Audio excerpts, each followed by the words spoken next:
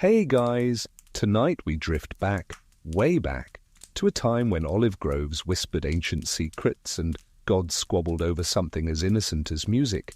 You're lying under a tree, its thick branches tangled with moonlight, cicadas buzzing like lazy percussionists in the warm Aegean air. The stones beneath you are warm, smooth, and have probably heard stories even Homer forgot. Tonight, we'll ease into a tale so understated, so marvelously ridiculous, it could only have come from the Greeks, a myth where a smug sun god actually loses a music contest to a half-drunk satyr playing a flute he found in the mud. You'll hear lyres, flutes, whispers through reeds, and maybe even some donkey ears if you stick around. And honestly, given how this ends, you probably wouldn't survive it if you were actually there. But hey, luckily you're not. You're here, cozy and horizontal, drifting into sleep while the gods make fools of themselves. So, before you get comfortable, take a moment to like the video and subscribe, but only if you genuinely enjoy what I do here. And let me know in the comments where you're listening from and what time it is for you. I like imagining sleepy minds all over the world easing into the same myth, one yawn at a time. Now dim the lights, maybe turn on a fan for that soft background hum, and let's ease into tonight's journey together. You're lying in a quiet grove near the river Pactolus, and all around you is the soft hiss of wind through olive trees. Nearby, King Midas is trying to nap under a tarp made of leopard skins, but it's not going well. He keeps muttering in his sleep, twitching under his gold-embroidered robe, which really isn't the most breathable fabric for this kind of heat. You hear him grumble something about ears and betrayal, and then snore so loudly it scares off a squirrel. The thing is, this sleepy grove hasn't always been peaceful. It holds memories. You feel them echo under your spine, the kind of mythological hum that doesn't let go easily. You can practically smell the divine egos that once clashed here, mixed in with olive oil and fermented grapes. The air is heavy with a past that refuses to be forgotten. There's a peculiar hush in the trees, as though even the wind is tiptoeing around what happened. You shift, adjusting your head on a bed of moss, and close your eyes, letting the story float up around you like warm mist. Before this place was associated with cursed ears or musical humiliations, it was just another patch of sacred land under the lazy watch of Mount Timolus, a kind of mythological backwater.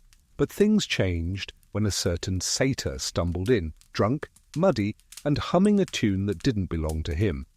Now, if you're thinking satyr, as in the mischievous goat-legged forest party boy, yes, that kind. Imagine a man with the ambition of Kanye, the self-grooming habits of a raccoon, and the musical finesse of a surprisingly good street performer. That's Marsyas. And Marsyas was about to cause trouble he absolutely didn't sign up for. But before we get to him, you've got to understand why Apollo, the god of music, sun, prophecy, poetry, archery, medicine, and probably really good hair, had such a chip on his shoulder. Apollo didn't just like being the best at everything, he expected it, like the guy who wins karaoke night, then buys the bar just to rename it Apollo's Mic. You shift again under the olive tree, sensing the change in energy, like the wind remembers where this is going.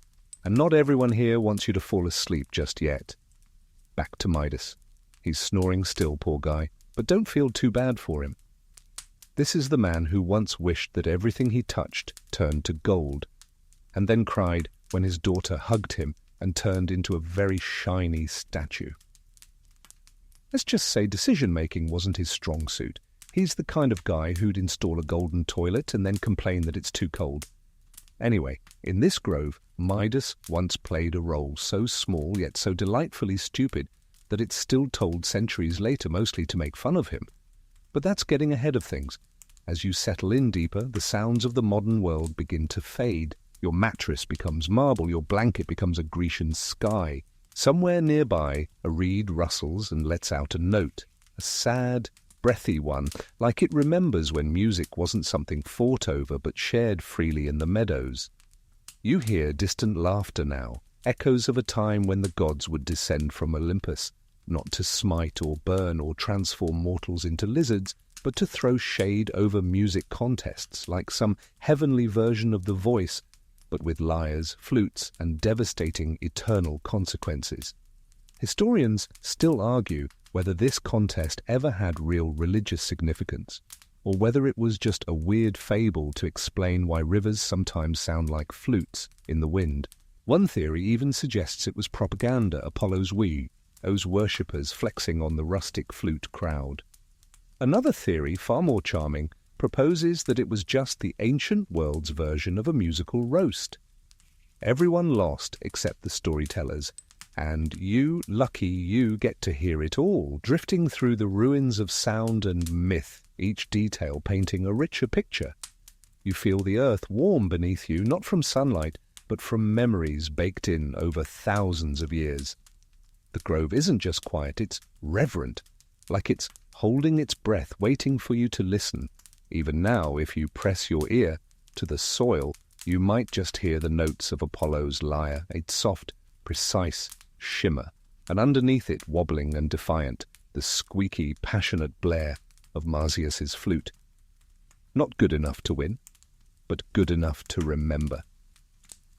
You blink slowly, the olive leaves above you whispering in time with your breath. The cicadas hush for just a moment, like even they know who's about to enter the scene. And there he is, gliding down from the blinding curve of the sky, golden as a sunbeam with opinions. Apollo, god of light, god of music, god of that smug expression people wear when they win before the competition even starts. He lands barefoot, of course, because shoes would ruin the look. His hair is suspiciously perfect, cascading over his shoulders like he's got an unpaid team of invisible stylists just outside the frame. And slung across his back is a lyre so polished it reflects sunlight directly into your sleepy eyeballs. Thanks, Apollo. Really thoughtful. You don't need to be told he's a god. Everything about him screams divine and also, frankly, extra. His toga flutters even when there's no wind. He doesn't just walk, he sort of glides, as though gravity is a concept he's only loosely agreed to follow. If he were on Earth today, he'd be that guy who insists on only playing vinyl because digital compresses the soul of the sound. Apollo wasn't always so dramatic. There was a time when he was just a bright-eyed newborn on Delos Island. According to myth, his mother Leto barely found a place to give birth because Hera, Zeus's queen and eternal grudge holder, had blacklisted her. Imagine being born with your first breath, already tangled in a feud. That's Apollo, destined to shine and to throw shade. One day, shortly after his dramatic entrance into the god scene, Apollo made the lyre out of a tortoise shell. Yes, a tortoise. He strung it with sinews and stretched them to perfect pitch. According to the Orphic hymns, this act alone marked the taming of chaos, the music of reason over the wildness of the world. Historians still argue whether the invention of the lyre was symbolic or literal, but either way it was the start of his musical empire. From then on, Apollo didn't just perform, he defined what music was supposed to be: clean, ordered, celestial, like if Mozart became a TikTok influencer with glowing skin and followers made of stardust. He toured all the sacred sites, Delphi, Delos, even a few mysterious shrines in Anatolia. At Delphi, he set up the oracle, gave mortals cryptic answers, and likely judged their music taste while doing it. His songs weren't just pleasant, they shaped reality. He could calm the seas or stir revolutions with a few strums. He once played a tune that made even the stones weep, and not metaphorically. Actual rocks, crying because of a god's playlist, and he loved it. He loved the control, the adoration, the way every note was perfect and everyone else knew it. You're not exactly surprised that humility wasn't part of his divine portfolio. But here's the thing about being too perfect. Sooner or later, someone will try to mess with you just to see what happens. And that someone, against all odds and every reasonable prediction, was Marsyas. You stretch your legs beneath the tree, trying not to think about tortoise-shell instruments or crying boulders, and wonder how Apollo reacted when word got out that a random woodland satyr was challenging him in musical skill. Spoiler, not well. But before the flute, before the contest, Apollo was content. He'd walk through forests with sunbeams tangled in his ankles, charming nymphs and scaring off wild beasts with gentle lullabies. Sometimes he'd sit beside mountain streams and just listen to his own music echoing off the cliffs, because of course he did. There's even a lesser-known story, almost a fringe detail in dusty old scrolls, that says Apollo once tried to teach a mortal how to play the lyre, but quit halfway through because the fingering technique gave him anxiety. No one can confirm it. Historians mostly shrug and say, well, it sounds like Apollo. But let's pause for a moment here. Imagine being a god who invented your own instrument. You named it. You mastered it. Your music literally heals people. And then one day you hear whispers about a satyr, a creature known more for wine-stained hooves and terrible table manners, claiming that he could outplay you. That's the kind of insult Apollo didn't just take personally. He probably had it embroidered on a throw pillow in passive-aggressive cursive. What made it worse? The instrument Marsyas played wasn't even his own invention. It had belonged to another goddess, Athena, of all people. Yes, that Athena, warrior, strategist, owl enthusiast. She had crafted a flute from deer bone, but discarded it when she caught her reflection while playing, and noticed it puffed out her cheeks in an unflattering way. Typical. Even Olympians get image-obsessed. Marsyas, stumbling through the forest one evening, possibly after sampling too much of Dionysus's leftover wine, found the flute lying in the grass. And for reasons known only to fate, he picked it up, blew into it, and made music that echoed like a storm trapped in wood. Wild, free, improvised, completely un-Apollonian. You hear it now, faintly, the haunting, breathy pulse of that flute, hidden somewhere in the groves around you, less precision, more passion, notes that didn't ask for permission, the kind of music that makes you want to dance barefoot at midnight or scream into the wind. Some say Apollo felt threatened, others say he felt insulted, but the truth probably lies somewhere in between. You can't sit at the top of the divine musical pyramid and expect no one to try shaking the structure. So, as you exhale into sleep, remember, the gods may be immortal, but their egos are paper-thin. And when Apollo heard about Marsyas, all sunlit calm evaporated like dew on a summer morning. His gold-plated pride crinkled like parchment. Somewhere inside that serene exterior, the god of music was already plotting a contest, one that would be remembered forever for its beauty, its cruelty, and its sheer mythological absurdity. The grove sighs again, and the moon rolls a little higher. You feel the quiet settling once more, and even Apollo seems to pause. Not for humility, but for drama. The night deepens as you nestle further into the soundscape, the air thick with pine resin and moonlight. You barely notice the shift until it happens. Suddenly the forest feels wilder, less curated. Less Delphic temple garden, and more, please don't touch the wildlife. Twigs crunch beneath cloven hooves, and a strange rhythm thuds in the underbrush like a dance party organized by woodland creatures with 0 event permits. And then you spot him, Marsyas. He's not exactly what you'd call polished. His hair resembles something between a bird's nest and a philosophy student's protest wig. His beard is too wild to be trendy and too accidental to be wise. His eyes, though, those gleam like mischief wrapped in curiosity. Not malicious, just entirely uninterested in rules, especially ones made by people who spend too much time tuning their lyres and admiring their own reflections. Marsyas is a satyr, which in ancient Greek terms means half man, half goat, full-time chaos dispenser. Satyrs are creatures of the forest, companions to Dionysus, lovers of wine, music, and questionable decisions.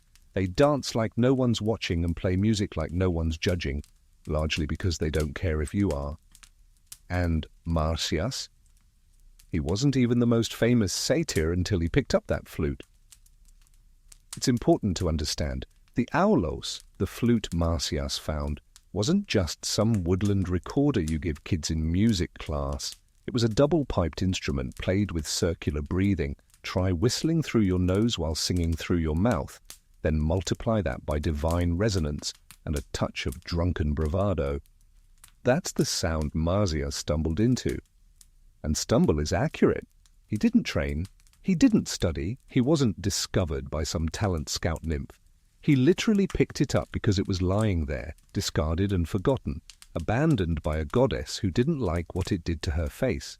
Historians still argue whether Marsyas's playing was genius or just raw instinct, like a jazz saxophonist accidentally dropped into a symphony orchestra. Either way, it worked. The music was wild and alive, less about rules, more about emotion, no polished harmonics. Just soul. And soul, it turned out, could travel. Soon, mortals and demigods alike started whispering about the satyr with the magic flute. His tunes didn't bless crops or summon sunrises. They didn't have Apollo's crystalline clarity or divine discipline. But they moved people. They made shepherds cry, wolves tilt their heads, and even dryads lose track of time. One fringe story, preserved in a single cracked pottery shard, claims that one of Marsyas's flute sessions made a mountain stream flow backward for an entire afternoon. No one could bathe. Laundry was ruined, but the music was unforgettable.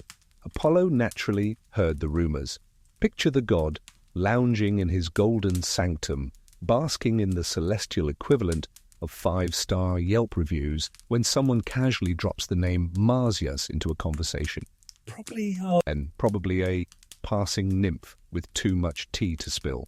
She mentions that some say the satyr's music is more honest than Apollo's, more real.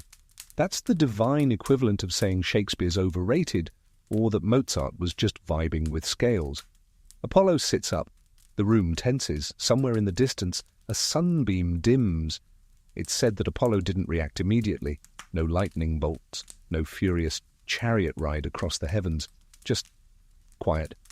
The kind of quiet that makes stars blink nervously. Because if there's one thing more dangerous than an angry god, it's a competitive god. That's when the idea forms. A music contest. One-on-one. No excuses, no audience filters. Just God versus goat-legged forest dweller. The ultimate musical duel. And Marsyas? He agrees. Of course he does. Not because he's arrogant, well, maybe a little, but mostly because he doesn't see music as a hierarchy. To Marsyas, it's not about rules or rankings. It's about expression, feeling, fun. He isn't trying to dethrone Apollo. He's just playing because the wind sounds better when you join it. You pause beneath the tree, half asleep, letting the two melodies brush against your thoughts, the perfect symmetrical hum of Apollo's lyre, and the breathy, off-kilter urgency of Marsyas's flute. One is pure reason, the other beautiful chaos. The contest is set. The place? Phrygia, Marsyas's home turf. Rough terrain, thorny trees, absolutely zero manicured gardens.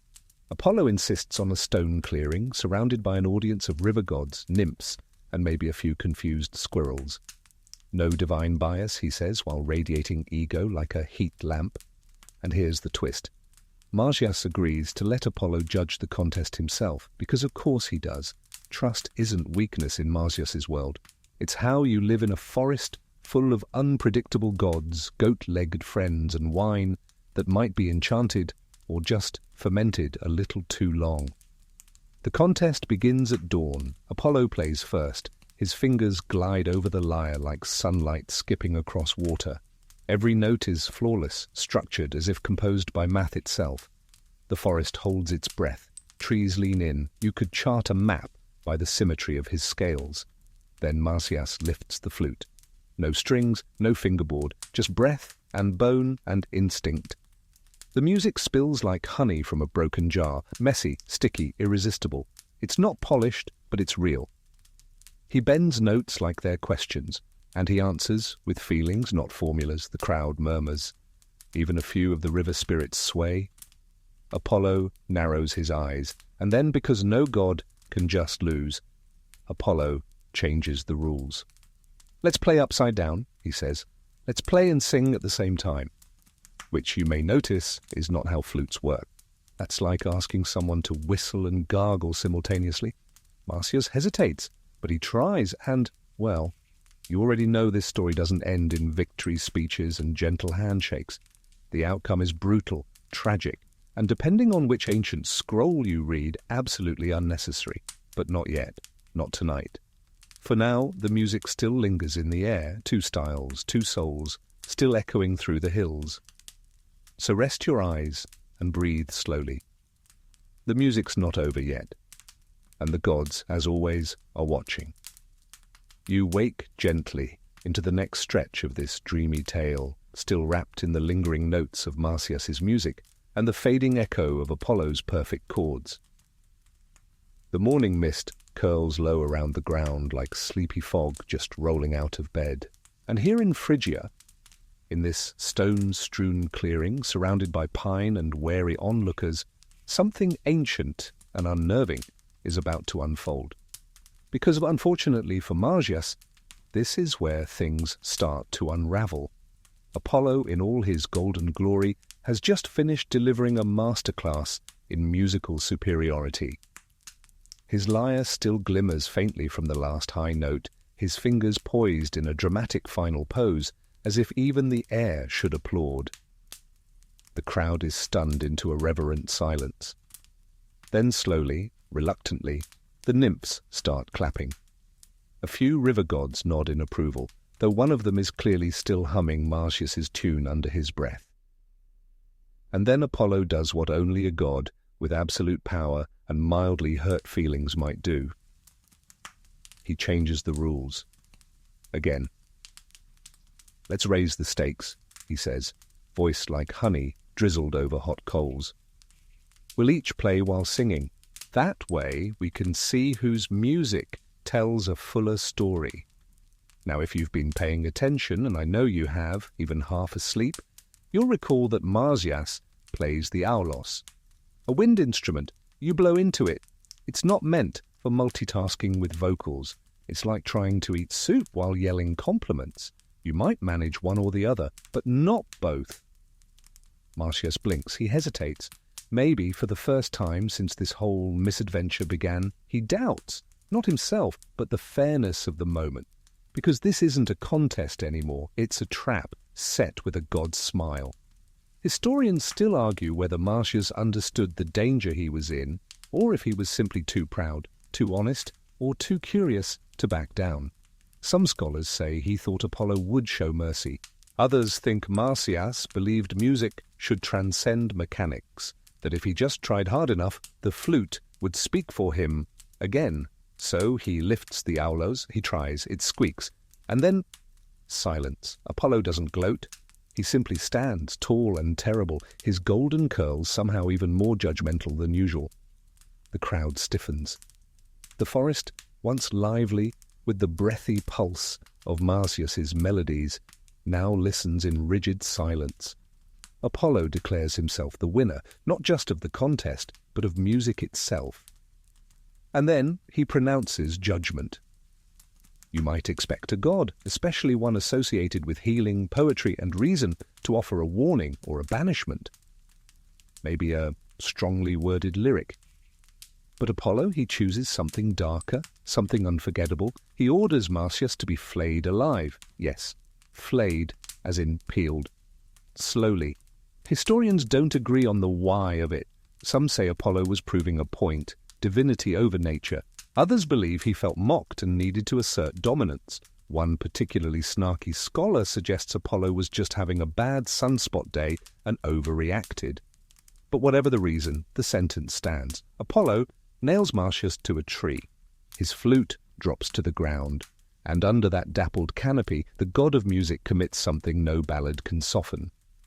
Now don't worry, I'm not going to paint you a gory picture. You're here to sleep, not spiral. But the tree, that's worth noticing. The tree is said to have wept. Some say the bark grew softer, the grass curled inward. The forest, so often chaotic and wild, fell into an unnatural stillness, as if nature itself couldn't quite look away. There's a quirky little footnote from an old Hellenistic historian that claims the tree still stands, somewhere near ancient Selene, and that it sometimes hums a sad, breathy tune when the wind passes through just right. Like the wood remembers. And the blood? According to legend, it didn't just soak into the dirt and vanish. No, it became a river, the River Marsyas. It still exists today, now called Chin Creek in modern Turkey. Locals walk past it without much thought, but in its flow, if you're very quiet, they say you might hear the faintest whisper of a double flute, a story locked in the water. That river, in many ways, is Marsyas's revenge. Not angry, not loud, just persistent. Because the music didn't die with him. In fact, it grew. The Orloffs became a symbol of emotional, unruly artistry. Less popular in elite temples, perhaps, but beloved in the marketplaces, the bathhouses, the drunken symposiums, where people laughed too loud and loved too messily. And Apollo, he wasn't exactly proud of what he'd done. You'd think victory would be enough, but in the centuries after, Apollo's image got a little tarnished. Artists painted him flaying Marsyas with a calm, almost clinical detachment. Philosophers began questioning whether the god of light had gone too far into shadow, and a few whispered that Marsyas, in death, had achieved what no satyr had before him. He made a god look small. There's even a school of modern thought, mostly art historians who drink too much espresso, that claims this whole myth is really about the tension between order and chaos, discipline and freedom, civilization and raw emotion. Apollo represents structure, Marsyas, expression, and their clash, it's the eternal soundtrack of every artist's sleepless night.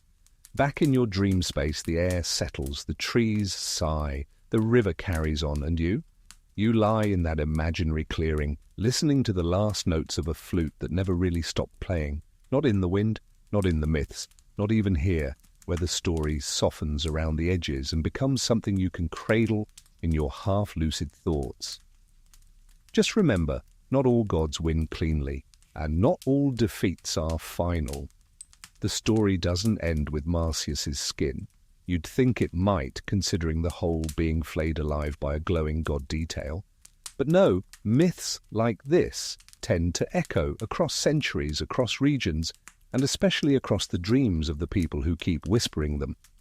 You lie back in your imagined grove, and the soft hum of the river Marsyas plays on, tugging gently at the edge of your thoughts. Its waters don't rage or roar, they simply flow, persistent and pale, as if morning has become routine. The myth has seeped into the landscape, and in ancient Phrygia, that landscape remembers. The Phrygians, by the way, weren't just bystanders in this tale. They turned Marsyas into a martyr, a sort of scruffy saint of the countryside, the wild things, and of course rebellious music. In some versions of the myth, less popular in Apollo's official PR circles, the locals begin honoring Marsyas not as a fool, but as a brave, if slightly naive, symbol of resistance. They carve little statues of him, flutes clutched defiantly in hand. They lay offerings by the river, not for Apollo, but for the one who dared to play his truth, even if it cost him everything. In time, Marsyas becomes a folk hero of sorts, the kind of figure who wouldn't be welcome in a marble temple, but who'd be celebrated in fields and taverns and places where real people actually lived. You know, the kind of places where someone might hand you a drink and say, "Ever hear the one about the satyr who tried to outplay a god?" And speaking of gods, Apollo doesn't get to just flay and flee. Divine actions have consequences, and this one sticks. For centuries after, Apollo's win feels tainted, not just brutal, but petty. There's a curious little theory, popular among classicists with a soft spot for tragic irony, that Apollo never quite recovered from the whole Marsyas incident. That somewhere in his golden mind, that squeaky aulos still echoes, a reminder that perfection can be sterile, that sometimes flawed beauty feels more honest. Now here's the fun part. After Marsyas, Apollo tries his hand at more mortal competitions. Maybe to cleanse the guilt, maybe because once you've started battling half-goat musicians, you develop a taste for drama.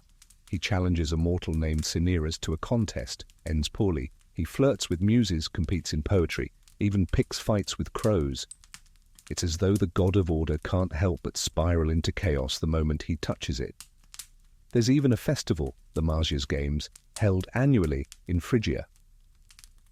Scholars are still unsure whether it was a somber remembrance or a cheeky rebellion, but people gathered to play music, drink wine, and occasionally mock Apollo in song. Imagine that, villagers strumming half-tuned lyres, belting ballads about a god's very bad temper. That's some top-tier divine shade. And here's a weird fringe fact for your sleepy brain to gently roll over. Some ancient coins from Selene actually depict Marsyas, arms raised in musical glory, smiling, as if despite it all the satyr got the last laugh. That grin has baffled historians for ages. Was it defiance, forgiveness, or maybe, just maybe, the sweet smugness of someone who knows their story will be remembered long after perfection fades? Marsyas becomes more than myth. He becomes metaphor for every artist who's been silenced, for every loud laugh in a quiet room, for every wrong note that meant more than the flawless chord. But now, let's turn our gaze elsewhere, because while the gods stew and mortals sing, there's one detail in this myth that slips past most tellings, and that's the flute itself, the aulos. After Marsyas's death, it doesn't vanish. Someone picks it up. Or maybe it vanishes into legend only to reappear again and again in strange places. In old amphora paintings, the aulos is often drawn with exaggerated curves, almost serpentine, as if the instrument still carries a pulse. Historians still argue whether the original aulos was buried with Marsyas or hidden away in some temple vault. One fringe scholar, an eccentric who once gave a lecture barefoot in a toga, insists the aulos resurfaced centuries later in Alexandria, its sound described as like a sigh trapped in a reed. And yes, that is exactly the kind of instrument you'd want whispering you to sleep. The flute's haunting sound becomes associated with mourning and ecstasy, sorrow and trance. It's used in rites of Dionysus, another god who loved a good party and a better scandal. There, the aulos isn't just music, it's possession. Worshippers sway and spin, the flute dragging them into divine frenzy. Apollo may have won the contest, but the aulos, it survives him, slips past him, into the corners of human experience too wild for temples. As you drift along in this story night, the breeze from the river picks up, cool and steady, like breath against your cheek. You imagine the faint sound of that double pipe somewhere just beyond the trees, a tone so fragile it might shatter if you listen too hard. But if you don't, you'll miss it entirely. And beneath all of this, the story folds inward, myths within myths. Marsyas becomes a symbol, the flute becomes a relic. And Apollo? He retreats, not in shame perhaps, but in thought. The myths shift their focus after this point. Apollo becomes more guarded, less flashy. He starts sending cryptic prophecies through his oracles instead of performing duets. He keeps to mountain tops, whispers through pythons. As if he no longer trusts the sound of his own voice, the sun god now speaks in riddles, and maybe, just maybe, he listens to the wind more carefully than before, waiting for a low, familiar tune that might rise again from the trees, soft as memory and sharp as regret. So here you are, in this dreamlike hush, where ancient music once sparked a cosmic mistake. The grass sways, the river flows, and far off a satyr laughs, high and bright and free. You smile, half asleep now, knowing that sometimes the stories that hurt the most are the ones that last the longest. You're still lying beside that softly murmuring river, the scent of crushed time drifting lazily through the air. A nearby fig tree leans just so, casting a net of dappled shade across your cheek. But now, as your mind drifts deeper into the folds of myth and memory, you feel the story pivot. Because here's the thing, Marsyas may be gone, but Apollo's itch for musical dominance isn't. See, perfection has a strange side effect. It gets lonely. And for Apollo, god of reason, order, and Spotify playlists that only feature major keys, there's always this tug-of-war inside him. He wants to be adored, yes, but he also wants to be unmatched. And that's a curse all its own, because being the best means you're always looking over your shoulder, always listening for the next Marsyas hiding behind a bush with a flute and a dream. So Apollo, ever restless, turns his eyes to Mount Helicon. This is where the Muses live, 9 goddesses of art, poetry, and inspiration, each with their own specialty. If you've ever tried to write a poem in the middle of the night, or hum a melody that didn't exist until you made it, congrats, you've been lightly haunted by a muse. They're equal parts encouragement and sabotage, because that's how creativity works. Now, Apollo's relationship with the Muses is complicated. He flirts with a few, rivals with others, and occasionally tries to turn their mountaintop into his own personal concert venue. At one point, he forms a band with them. No, really, it's called the Chorus of Apollo. They tour the celestial realms, playing an ethereal genre best described as divine folk with Baroque undertones. One historical tidbit for you: some ancient Greek reliefs actually depict Apollo conducting the Muses like a conductor at a symphony. He's always standing slightly taller, always in the center, always perfect. You can almost hear him say, "Let's take it from the top, ladies. Calliope, try to stay in key this time." But Apollo's competitive streak doesn't stop with musical muses and ghostly jam sessions. Oh no, enter the Thracian bard, Thamyris. Now Thamyris is no goat-footed forest rebel. He's regal, trained. He knows his scales, his poetry is tight, and his cheekbones, sculpted by the gods, probably by accident. He's the kind of musician who can play a 6-string lyre with one hand while reciting epic verse in dactylic hexameter, and still find time to complain about the acoustics. Thamyris is also deeply, spectacularly cocky. He starts boasting that he's not only equal to the Muses, but that he could beat them in song, in poetry, maybe even in interpretive dance. Nobody's sure what exactly he said because the myth varies, but the main idea is he opened his mortal mouth and invited divine judgment. Now, historians still argue whether this contest actually took place or if it was a cautionary tale invented by grumpy poets with stage fright. But in some versions, the challenge goes forward. Thamyris stands before the 9 sisters, tuning his lyre, winking at Terpsichore like she's already lost. The contest begins. Notes spill out like honeyed fire. His voice soars. The audience, a mix of woodland creatures, lesser gods, and one bored nymph knitting in the back, holds its breath. And then the Muses respond. No instruments, no fanfare, just their voices weaving together like silk spun through moonlight. Their harmony doesn't blast or boast, it enfolds. You don't hear their music so much as remember it, like a lullaby your soul has always known. Thamyris finishes, the grove goes quiet. Even the birds are like, "Oh no, sweetie." And the punishment. The Muses don't flay him. They don't roast him in a fire of golden smugness. No, they do something worse. They take away his music. Poof! Gone! Thamyris tries to strum his lyre. Nothing. He opens his mouth to sing. Silence. His hands? Useless. His voice? A memory. Now, losing your talent might not sound as dramatic as, say, being turned into a tree looking at you, Daphne, but for a bard, it's a fate worse than death. Thamyris lives, but he's hollow. A cautionary statue wandering through myths like a ghost who forgot his lines. And Apollo? He watches all of this from the side, chin resting on his perfect palm. He didn't even have to lift a finger. Here's the twist. Apollo doesn't laugh. He doesn't cheer. He just gets quieter. Because maybe, just maybe, he sees a little of himself in Thamyris. That obsessive need to prove something. That itch to be more than admired, to be feared. There's a fringe theory that Thamyris was originally a figure of cult worship in the north, and the story of his downfall was Greek cultural propaganda, a way to show that no matter how good the local heroes were, Apollo and his divine arts were untouchable. It's like the ancient version of a celebrity feud, carefully curated for maximum drama and brand control. But even so, Thamyris lingers in the storyscape, a ghost note at the edge of Apollo's legacy. You can imagine Apollo lying awake on some marble balcony, golden hair tousled just so, replaying that contest in his mind.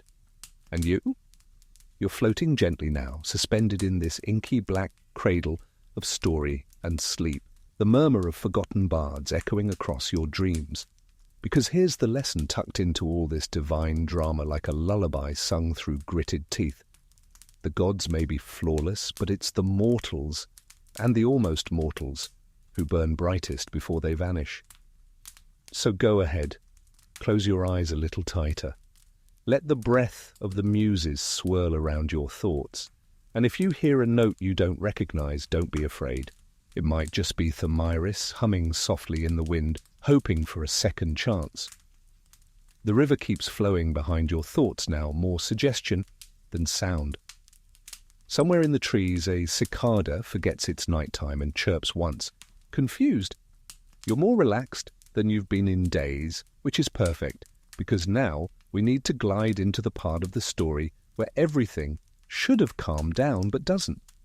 Because guess who just can't help himself? Apollo. Again. You'd think, after humbling Marsyas and watching Thamyris fall apart like a dropped vase of metaphors, Apollo might finally rest. Maybe take up knitting, learn humility, work on his posture. But no, that same streak of glowing ambition keeps flickering behind those perfectly symmetrical eyes. Because here's the thing about being the god of music. You don't just play songs, you define the rules. And when you make the rules, you start noticing every little note that's out of place. Which brings us to the Corybantes. Now, the Corybantes are not your average mythological backup dancers. These guys are ecstatic priests associated with wild, frenzied rites of the goddess Cybele. Think clanging cymbals, stomping feet, and outfits made entirely of bronze. The Corybantes perform dances so intense they make modern drum lines look like timid yoga classes. They bang their swords on their shields, leap around in dizzying patterns, and create rhythms that seem to vibrate reality just slightly off-key. Fringe fact for you, some scholars argue the Corybantes may have been an early influence on ritual trance music. Their dance is used to induce altered states of consciousness. Ancient clubbing, basically. No bottle service, though, just pine cones and divine madness. So what happens when Apollo hears about them? He listens, he watches, he furrows his brow, because their music is messy, raw, unruly. The kind of thing that doesn't respect the constraints of meter or melody. It's the opposite of his polished lyricism. And yet it moves people, literally. Their bodies respond before their minds can catch up. And this bothers him, because deep down, Apollo knows that while his music may perfect, it doesn't always stir the bones. It doesn't make people dance until dawn or fall into trance states where they claim to speak with gods. So what does he do? He tries to join them. There's one obscure myth, told only in a handful of cracked pottery shards and a suspiciously poetic fragment from a lost play, where Apollo descends from his ivory tower and tries to mimic the Corybantes' ecstatic dances. He straps on bronze, paints his face with streaks of wild ash, joins the circle, and he's terrible, like astonishingly awkward, because where the Corybantes lose themselves in rhythm, Apollo keeps calculating the beat. He counts steps, plans turns. He's too aware, too polished. He wants to excel, not surrender. And that's the fatal flaw when it comes to trance dancing. You have to let go of being impressive. Historians still argue whether this moment was a commentary on the limits of Apollonian control, or just an early comedic sketch meant to make audiences laugh at the god who couldn't boogie. But either way, it leaves a crack in his confidence. Now, this would be a great time for Apollo to have a nice, long think, maybe journal. But instead, he decides to double down on his image. He returns to Delphi, his sacred home, and starts instituting even stricter rules for musical contests. Only lyres, only certain tempos, no more flutes. Those things are dangerous, remember? And suddenly, Apollo isn't just a performer, he's a gatekeeper. The Pythian games, which had always been a celebration of art, music, and poetry, slowly shift. They become more structured, more controlled. If your performance doesn't fit the aesthetic, you're not invited. One very real historical note here. At the actual Pythian Games, held every 4 years at Delphi, music competitions were indeed a big deal. Winners received laurel wreaths, and losing wasn't just embarrassing. It could end a career. Apollo's influence turned these events into polished showcases of ideal music, complete with judges and high standards. And somewhere in the thick of all that regulation, you start to feel it. Something's been lost. The rawness, the madness, The joyful noise, it's like ordering ice cream and getting a perfectly sculpted flavorless cube. Which brings us, quietly, carefully, to Orpheus. Now, Orpheus is a whole different flavor of musician. He plays his lyre, sure, but there's something eerie about him. When he plays, rivers pause, trees lean in. Even Hades, lord of the underworld, stops chewing his eternal beef jerky and listens. Orpheus doesn't compete, he transports. His music isn't about dominance. It's about grief, love, loss. He doesn't want to win a golden wreath. He just wants his wife back. Apollo watches him from afar, maybe even proud, but also uneasy, because Orpheus plays like someone who's been broken and then turned that break into something beautiful. It's not a contest for him, it's a prayer. And this is what Apollo can never quite do. He can't fall apart, which means he can't fully understand the music that emerges from that place. It's a subtle thing, but a big one. You're drifting now, heavier in your limbs, your mind folding gently into itself. And you start to wonder, what's more powerful, the god who plays perfectly or the mortal who plays from pain? There's no answer yet, only the wind rustling softly in the fig leaves above your head, the stars winking like ancient eyes. And somewhere, just barely, you hear a faint, off-key flute, like someone forgot they weren't supposed to play it anymore. Maybe Marsyas left a ghost behind after all. You barely notice when the moon slides behind a cloud, softening the world even more. Everything feels like it's been turned down a notch. Colors, thoughts, the weight of time itself. Your breath is slower now, the kind you don't have to think about. Which is perfect, because things are about to get beautifully weird again. Let's talk about Dionysus. Ah, yes, him. You've met Apollo, master of control, discipline, order, and excellent grooming. Now picture his total opposite. Dionysus, the god of wine, madness, theatre, and that friend who shows up barefoot to brunch at 2 p.m. with glitter in his beard and no explanation.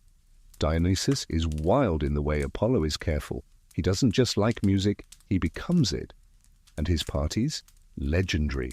He's the kind of deity who throws a rave on a Tuesday and invites everyone from farmers to satyrs to lost poets crawling out of hedges. So it was only a matter of time before Apollo and Dionysus collided, or, more accurately, were forced to share a sacred temple. You blink. Wait, what?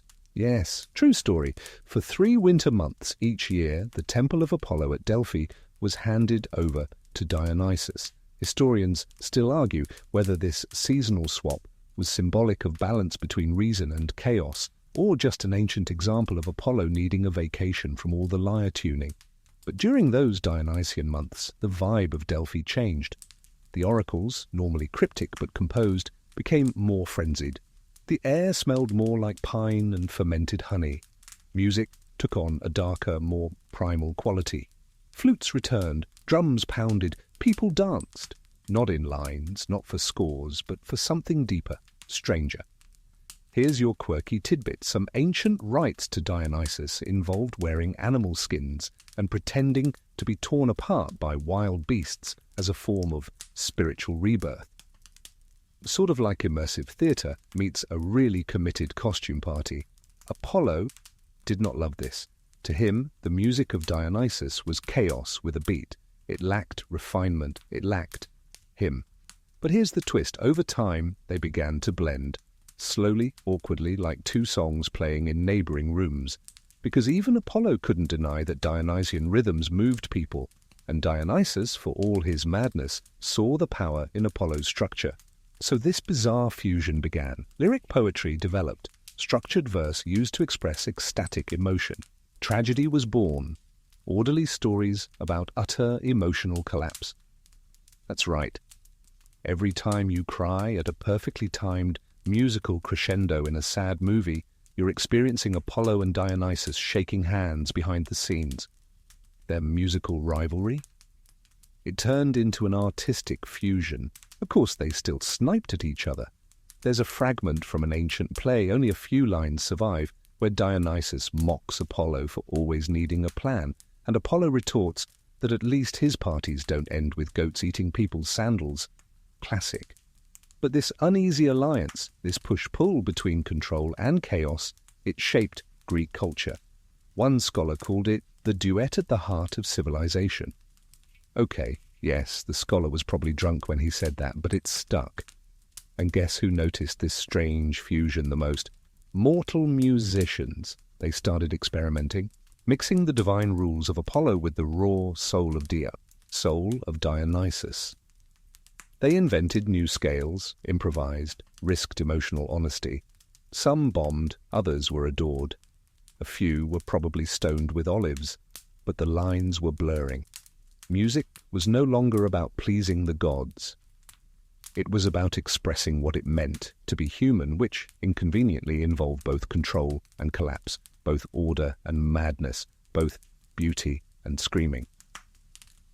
Now here's a delicious little fringe fact. In some versions of the myth, Dionysus and Apollo are not enemies at all, but different faces of the same being, split twins of divine creativity, day and night, brain and gut. One plays the melody, the other plays the heartbeat underneath it. And isn't that just gorgeous? Imagine it. Apollo at the front of a concert hall, bathed in golden light, conducting a string quartet, and Dionysus backstage, setting off smoke machines and throwing glitter into the vents. And in the middle, you, a mortal, listening, feeling it all.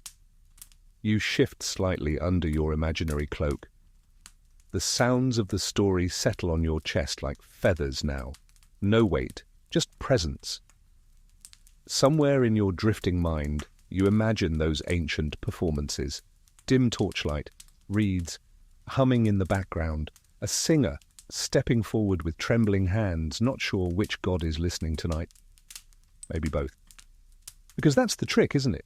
Music is never just one thing. It's precision and passion. It's control and release. It's Apollo with his shining lyre and Dionysus with his wine-slick flute. And between them, for a brief, blessed moment in time, before judges started scoring and temples started shutting doors, music was just itself. Alive, unpredictable, sacred. You're almost gone now. The story is holding you like warm water, like a hammock of invisible thread. The river's still moving somewhere out there. The stars are fading just a bit. And in the distance you think you hear two instruments, one perfect, one wild, playing the same song.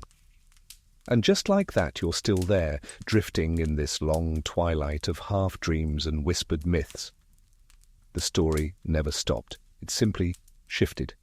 It hums along like a melody that began before you were born and will keep playing long after you forget the words.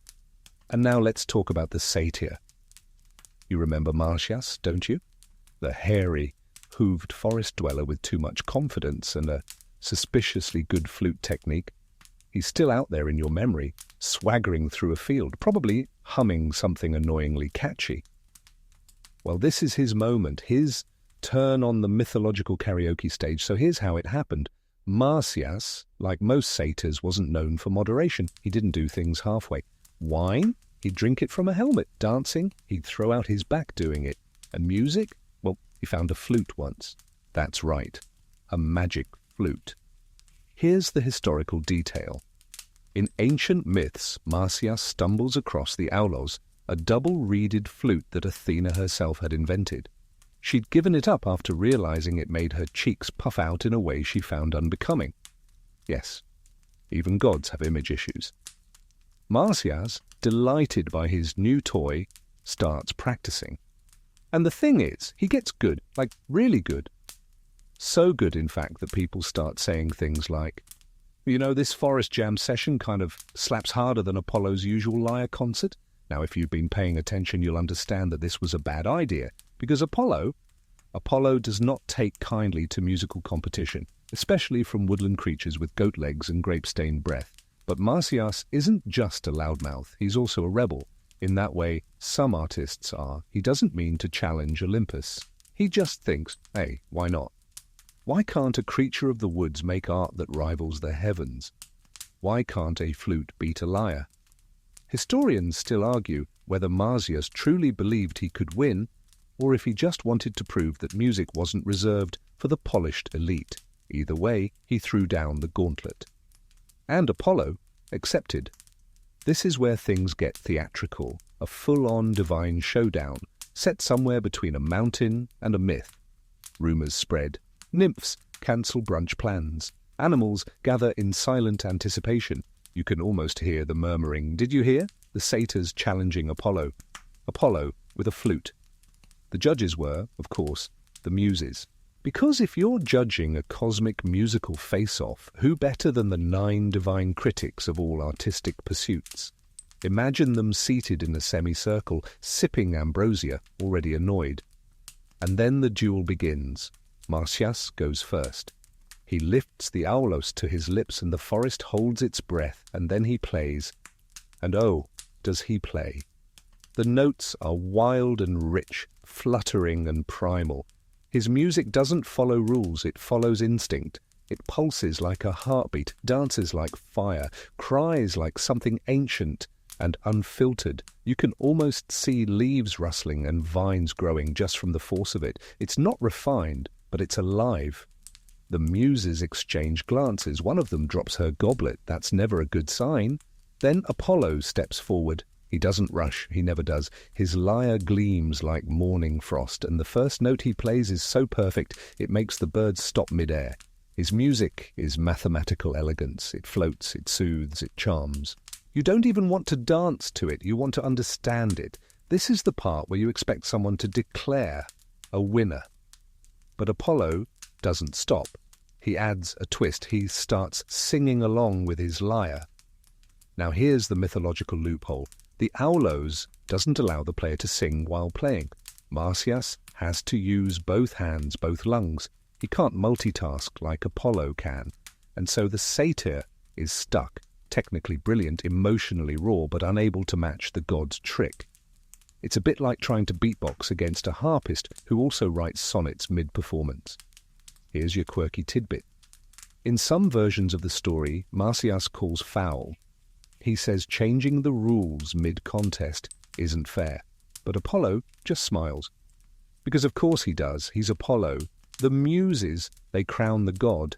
And Marsyas, well, depending on how kind your version of the myth is, things get rough. Apollo, in his divine rage, or perhaps to make a point, punishes Marsyas.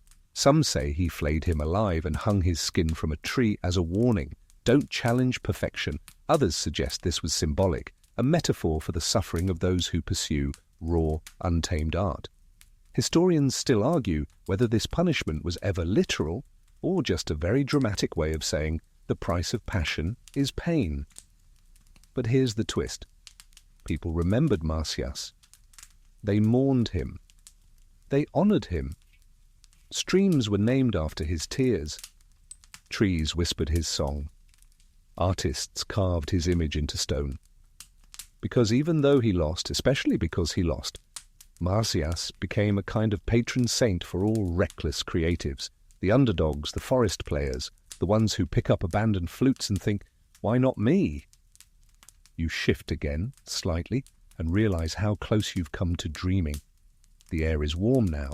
Or is that just the story wrapping around you like a second blanket? In the distance, you hear a flute. No, a lyre. No, both.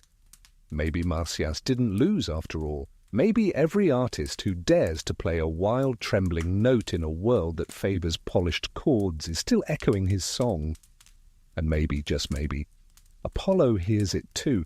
You're sinking deeper now, wrapped in this ancient melody woven from gods, satyrs, and stolen tunes. It feels like a dream that's part lullaby, part cosmic joke.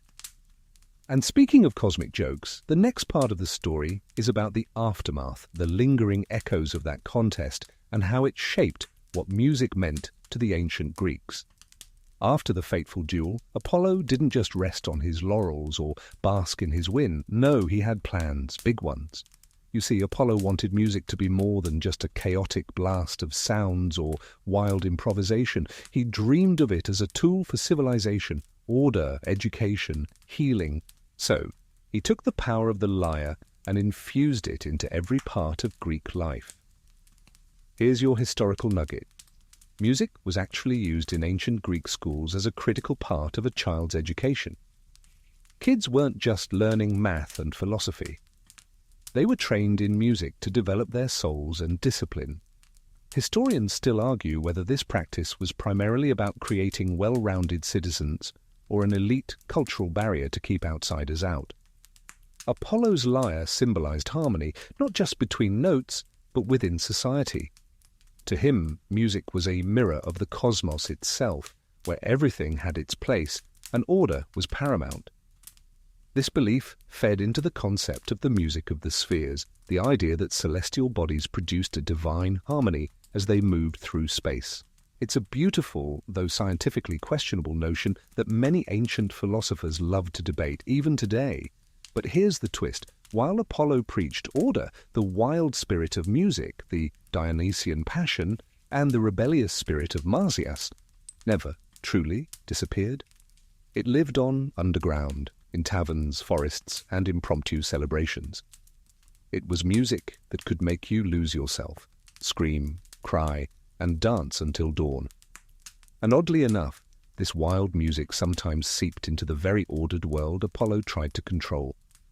Your quirky tidbit, the Greeks even believed that music had the power to heal physical and mental ailments. Certain rhythms and modes were thought to soothe the troubled mind or strengthen the body. So, music wasn't just entertainment, it was medicine.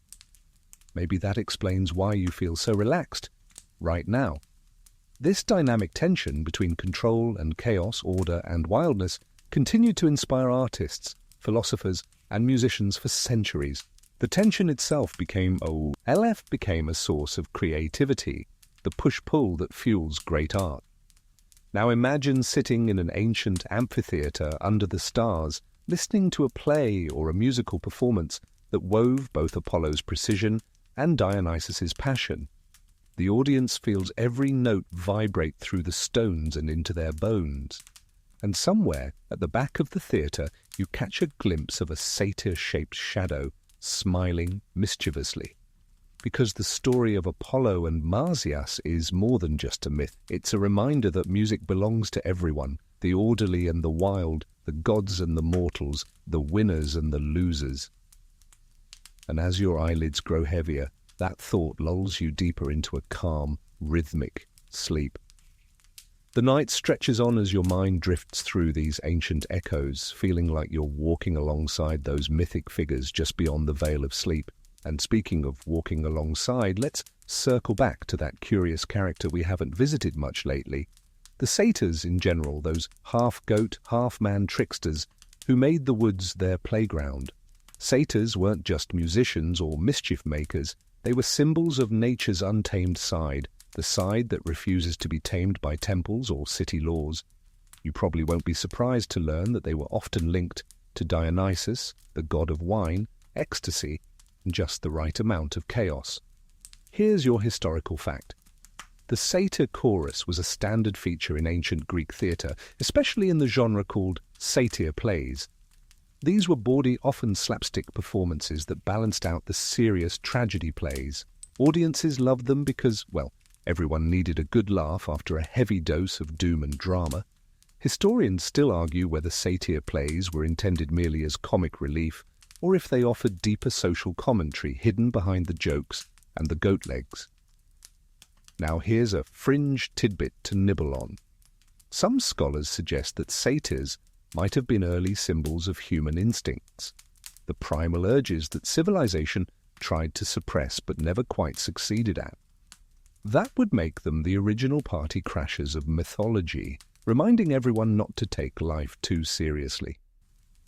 Imagine a satyr backstage, tuning his aulos and sneaking a sip of wine, ready to burst onto the scene and shatter the solemn mood with a bawdy dance or a cheeky joke about the gods themselves, and that's precisely what made these creatures so important. They embodied the necessary balance between order and disorder, seriousness and play, Apollo and Dionysus. You can almost hear the soft rustle of leaves and the faint echo of flutes as the satyr's revelry fades into the night air. It's the sound of the wild world reminding us that beneath every carefully crafted melody, there's a pulse of unpredictable life. In that way, the myth of Apollo and Marsyas is not just a story about a contest, it's a story about the eternal dance between discipline and freedom, reason and instinct. And now, as your breathing slows and your thoughts grow hazy, you find yourself stepping gently into that dance, letting the rhythms carry you deeper into rest. The haze of myth and music carries you still, floating through this ancient landscape where gods and mortals tangle like notes in a forgotten song. And if you lean in, you can catch whispers about how this very myth influenced art and culture long after the contest faded into legend. The figure of Marsyas, with his tragic defiance, became a favorite subject for artists in later centuries. Sculptors, painters, and poets saw in him a symbol of human creativity and suffering. You might have seen his likeness, usually depicted flayed, his skin stretched over a tree, gracing classical galleries or the covers of dusty books. Here's a historical fact to settle in with. The Renaissance, that glorious explosion of art and learning centuries after ancient Greece, revived these myths with a passion. Artists like Titian and Rubens painted Marsyas to explore themes of pain, hubris, and the fragile boundary between mortal and divine. Historians still argue whether these artworks sympathized more with Apollo's order or Marsyas's wild spirit. But one thing's clear, they captured a fascination with the costs of ambition and the price of challenging the gods. Now, for a quirky tidbit, there's an odd legend that the sound of Marsyas's flayed skin dripping was so haunting that it gave rise to eerie, unexplained noises in forests and caves, nature's own ghost story. So, if you ever hear a strange rustling in the dark, maybe it's just Marsyas humming his final tune. This artistic legacy shows how myths are not static relics but living stories, shaped and reshaped by every generation who tells them. And here's a scholarly debate to tuck under your pillow. Some experts believe Marsyas's myth reflects an ancient cultural struggle between the refined, civilized art of city dwellers and the raw, emotional music of rural folk traditions.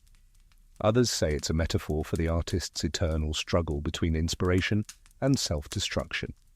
You can feel this tension in every brushstroke and note inspired by the tale. So now picture yourself in a dimly lit studio, with an artist mixing paint or a musician composing a score, both haunted by the spirit of Marsyas. Their work is a modern echo of that ancient contest, a quiet rebellion against limits. As you nestle deeper into sleep, that echo swells softly around you, a lullaby for the restless heart. You drift gently onward, the myth now folding into something more profound, the idea that stories like Apollo and Marsyas don't just entertain or scare us, but serve as mirrors reflecting our own inner conflicts.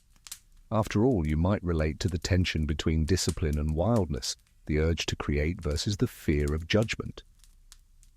In ancient Greece, music wasn't just art or entertainment, it was a social force. It was tied to politics, religion, and identity. Different modes of music were thought to influence behavior. Some could stir courage in soldiers, others calm tempers in a courtroom. Here's a historical fact. The Greeks classified musical modes with moral qualities. The Dorian mode, for example, was considered serious and masculine, while the Phrygian mode was associated with ecstatic, wild emotions. Historians still argue whether these associations were based on actual psychological effects or were more symbolic in nature. Quirky tidbit incoming. Some ancient sources claimed that playing certain tunes could literally change your mood so drastically that you might switch from being cheerful to melancholic in minutes. Modern science might roll its eyes at that, but it shows how seriously they took music's power. This ties back to Apollo's vision, music as a tool to shape society's moral compass. Yet Marsyas and the Satyrs remind us that suppressing passion and instinct can never be fully successful or desirable. And here's a scholarly debate to settle into your thoughts. Some scholars argue that the myth of Marsyas might be a cautionary tale, warning artists about overreaching ambition, while others see it as a celebration of creative freedom and the dangers inherent in it. Imagine yourself in a crowded Greek symposium, where philosophers debate this very question, over wine and lyres, the air thick with smoke and laughter.